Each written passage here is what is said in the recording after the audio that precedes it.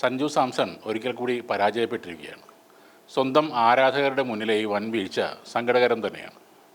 അതോടെ അടുത്ത ദിവസം ആരംഭിക്കുന്ന ലോകകപ്പിനുള്ള ടീമിൽ സഞ്ജുവിനെ വെച്ച് പരീക്ഷണങ്ങൾക്ക് ഇന്ത്യ മുതിരരുത് എന്നാണ് പല മുൻ സീനിയർ താരങ്ങളും പറയുന്നത്. കപിൽ ദേവ്, പാർത്ഥിവ് പട്ടേൽ, ആർ അശ്വിൻ എന്നിവർക്കൊക്കെ ഇതേ അഭിപ്രായമാണുള്ളത്.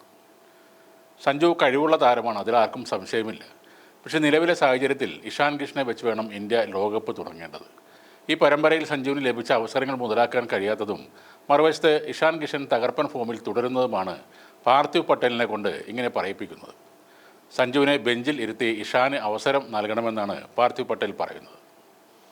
ഇഷാൻ കിഷൻ ഇന്ത്യൻ ടീമിൽ കയറാൻ 2 വർഷം കാത്തിരുന്നിട്ടുണ്ട്. ആ കാത്തിരിപ്പിൻ്റെ വില സഞ്ജുവിനും അറിയാവുന്നതാണ്.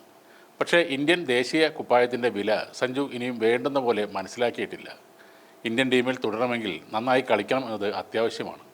ആരാധകരുടെ എണ്ണവും PR വർക്കും കൊണ്ട് ഒരിക്കലും ടീമിൽ സ്ഥാനം ഉറപ്പാക്കാൻ പറ്റില്ല. നന്നായി കളിച്ചില്ലെങ്കിൽ പകരം നന്നായി കളിക്കുന്ന ആളുകൾ പുറത്ത് ക്യൂ നിൽക്കുന്നുണ്ട് എന്ന കാര്യവും സഞ്ജു മറക്കരുത്. ഈയിടെ കാണുന്ന സഞ്ജുവിന് ആത്മവിശ്വാസം തീരെ ഇല്ലാത്തതുപോലെയാണ് തോന്നുന്നത്. IPL കാണിക്കുന്ന പോസിറ്റീവ് ആറ്റിറ്റ്യൂഡ് ദേശീയ ടീമിൽ കളിക്കുമ്പോൾ കാണുന്നില്ല. ആർക്കോ വേണ്ടി കളിക്കുന്നത് പോലെ മോശമായ ഒരു ഫുട്വർക്കും. സഞ്ജു സാംസൺ ഇത്തവണ നല്ലപോലെ അവസരങ്ങൾ ലഭിച്ചിരുന്നു. എന്നാൽ 5 മത്സരങ്ങൾ കളിച്ച് 46 റൺസാണ് ആകെ എടുത്തത്. അതും വളരെ മോശം ഷോട്ടുകൾ കളിച്ച് പുറത്താകുന്നു. ഈ കളികളെല്ലാം ഭേദപ്പെട്ട ബാറ്റിംഗ് പിച്ചിലാണ് നടന്നത്.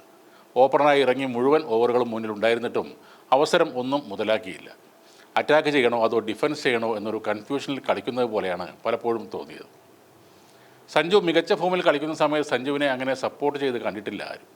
എന്നാൽ ഇപ്പോൾ മോശം സമയത്ത് ക്യാപ്റ്റൻ സൂര്യയും ഗംഭീറുമൊക്കെ സപ്പോർട്ട് ചെയ്യുന്നു. എന്നിട്ടും രക്ഷയില്ലെങ്കിൽ അവർക്കും ഇനിയൊന്നും ചെയ്യാനില്ല. ടീം സെലക്ഷനിൽ സഞ്ജു ഒഴിവാക്കപ്പെടുമ്പോഴെല്ലാം മലയാളികൾ വികാരഭരിതരായി പ്രതികരിച്ചിട്ടുണ്ട്. സഞ്ജുവിന് വേണ്ടി സോഷ്യൽ മീഡിയ ക്യാമ്പയിനുകൾ നടത്തിയിട്ടുണ്ട്. പക്ഷേ ആരാധകരുടെ പ്രതീക്ഷക്കൊത്ത് ഉയരാൻ സഞ്ജു ശ്രമിക്കുന്നില്ല. ഏറ്റവും മോശമായി തോന്നിയത് ക്രീസിൽ വരുമ്പോഴുള്ള ശരീരഭാഷയാണ്. ഒരു പരാജിതൻ അല്ലെങ്കിൽ വാലറ്റക്കാരൻ ബൗളർ ബാറ്റ് ചെയ്യാൻ വരുമ്പോഴുള്ള ബോഡി ലാംഗ്വേജും മുഖഭാവവും. ഇന്നലെ സ്വന്തം കാണികളുടെ മുന്നിൽ കളിക്കുമ്പോഴും അതേ അവസ്ഥ തന്നെയായിരുന്നു. എത്രയോ കളികളിൽ പരാജയപ്പെട്ടാലും സൂര്യകുമാർ യാദവ് ക്രീസിലെത്തുമ്പോൾ ഒരു രാജാവിനെ പോലെയാണ് നിലകൊള്ളുന്നത്. ആരെയും കൂസാതെ ചൂയിങ്കം ചവച്ചുകൊണ്ട് ഫീൽഡിംഗ് പൊസിഷനുകൾ നോക്കി ഒരു ചിരിയോടെ തല ഉയർത്തി നിൽക്കുന്ന അയാളെ കണ്ടാൽ എതിർ ടീമിലെ ബൗളർമാരാണ് പരുങ്ങുന്നത്. നമ്മുടെ വീരേന്ദർ സെവാഗും ഇതേപോലെ ആയിരുന്നു. വെസ്റ്റ് ഇൻഡീസ് ടീമിലെ പഴയ സൂപ്പർ താരം വിവിയൻ റിച്ചാർഡ്സ് ക്രീസിൽ നിൽക്കുന്നത് ഒന്ന് ശ്രദ്ധിക്കണം. എതിരാളികൾ ഒന്നുമല്ല എന്നൊരു ആറ്റിറ്റ്യൂഡാണ് അയാൾ കാണിക്കുന്നത്. പാകിസ്ഥാൻ്റെ പഴയ താരം മിയാൻദാദ് ഒരു വിജയിയെ പോലെയാണ് ബാറ്റുമായി എത്തുന്നത്. അതുപോലെ ഓസ്ട്രേലിയയുടെ Matthew Hayden, South African super താരം AB ഡിവിലിയേഴ്സ് ഒക്കെ കാണിച്ചിരുന്നത് ഒരു ജേതാക്കളുടെ ശരീരഭാഷയാണ്. ഭയന്ന് കളിക്കേണ്ട കാര്യം സഞ്ജുവിനെന്നല്ല ഒരു മുൻനിര ബാറ്റർക്കും ഇല്ല. കഴിവ് ഉള്ളതുകൊണ്ട് തന്നെയാണ് നിങ്ങൾ ദേശീയ ടീമിൽ എത്തി നിൽക്കുന്നത്. ഒരു വലിയ IPL ടീമിൻ്റെ ക്യാപ്റ്റനായതും കഴിവുള്ളത് കൊണ്ടാണ്. കാണികൾക്ക് വേണ്ടി കളിക്കണം എന്നല്ല പറയുന്നത്, താൻ ആരാണെന്ന് സ്വയം അറിഞ്ഞ് കളിക്കണം. അസാധ്യമായ ബോളുകളിൽ പല വമ്പൻ ബാറ്റ്സ്മാൻമാരും ഔട്ടായേക്കാം. പക്ഷേ സഞ്ജു സാംസൺ ഈയിടെ ഔട്ടാവുന്നത് അത്തരം ബോളുകളിൽ അല്ല താനും. കുറച്ചു കാലം കൂടി മലയാളികൾക്ക് തലയിലേറ്റ് നടക്കാൻ വേറെ ഒരു ക്രിക്കറ്റ് താരമില്ല. ഇനി നടക്കാൻ പോകുന്ന ലോകകപ്പിൽ നിർഭയം കളിക്കുക.